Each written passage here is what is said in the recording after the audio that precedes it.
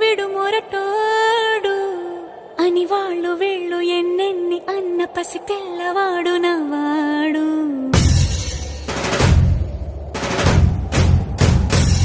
విడు ముండోడు అని ఊరు వాడ అనుకున్న గాని మహారాజు నాకు నవ్వాడు.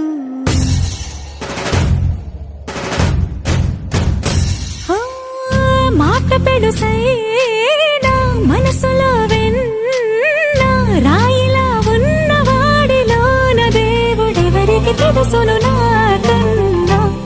సూసేకి అగ్గిరవ్వ మాదిరే ఉంటా